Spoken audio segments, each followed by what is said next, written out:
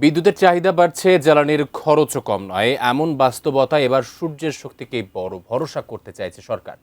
সরকারি গুরুত্বপূর্ণ ভবনের ছাদে বসবে সৌর প্যানেল।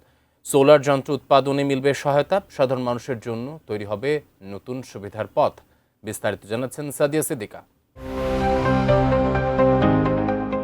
বাংলাদেশের জ্বালানি ব্যবস্থায় নতুন দিক খুলে দিতে বড় সিদ্ধান্ত নিয়েছেন প্রধানমন্ত্রী তারেক রহমান।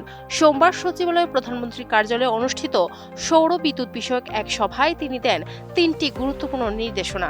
মন্ত্রিপরিষদ বিভাগ জানিয়েছে, সরকারি গুরুত্বপূর্ণ ভবনে সৌর প্যানেল স্থাপন, সোলার ইনভার্টার শিল্পে সহায়তা এবং সাধারণ মানুষের জন্য লাভজনক সৌর বিদ্যুৎ মডেল তৈরির কাজ শুরু হবে। প্রথম ধাপে সৌর বিদ্যুতের আওতায় আসছে দেশের কয়েকটি গুরুত্বপূর্ণ স্থাপনা।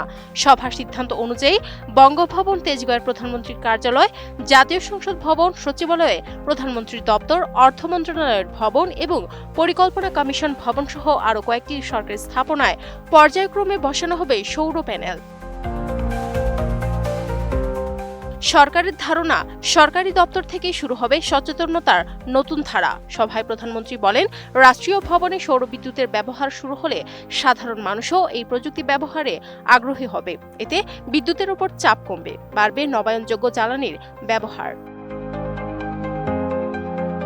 ফ্যালকন অ্যালুমিনিয়াম মাল্টিলেয়ার অ্যানোডাইজড হওয়ায় সম্পূর্ণ স্ক্র্যাচ প্রুফ। Falcon aluminium. শুধু সরকারি ভবন নয়, দেশীয় শিল্প খাতকেও গুরুত্ব দেওয়া হচ্ছে। সভায় জানানো হয়, দেশে সোলার ইনভার্টার উৎপাদনে ব্যবহৃত কাঁচামাল আমদানিতে দেওয়া হবে সরকারি সহায়তা। এতে কমবে উৎপাদন খরচ, শক্তিশালী হবে স্থানীয় শিল্প, নতুন বিনিয়োগের সুযোগও তৈরি হতে পারে।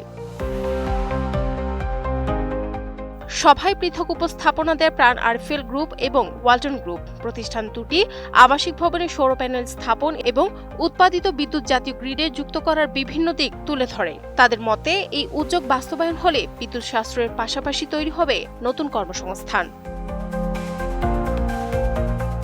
উপস্থাপনায় আরও জানানো হয়, বর্তমান প্রযুক্তি ব্যবহার করে সৌর বিদ্যুতের মাধ্যমে এয়ার কন্ডিশনার, ফ্যান, লিফট সহ নানা বৈদ্যুতিক যন্ত্র চালানো সম্ভব। ফলে শহর ও গ্রাম দুই জায়গাতেই এর ব্যবহার বাড়ানোর সুযোগ রয়েছে।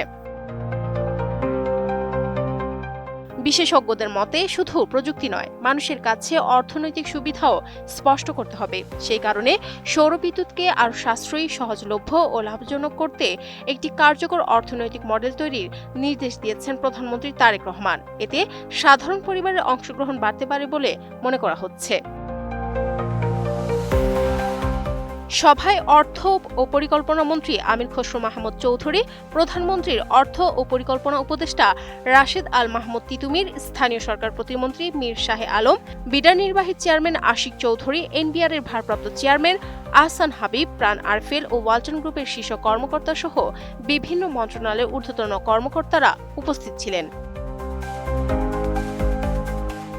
বিদ্যুতের বাড়তি চাহিদা, জ্বালানি ব্যয়ের চাপ আর পরিবেশ বান্ধব উন্নয়নের লক্ষ্য, সব মিলিয়ে সরকারি ছাদে সৌর প্যানেল স্থাপনের এই উদ্যোগকে বাংলাদেশের জ্বালানি খাতে নতুন অধ্যায়ের সূচনা হিসেবেই দেখছেন সংশ্লিষ্টরা। সাদিয়া সিদ্দিকা, এটিএন নিউজ।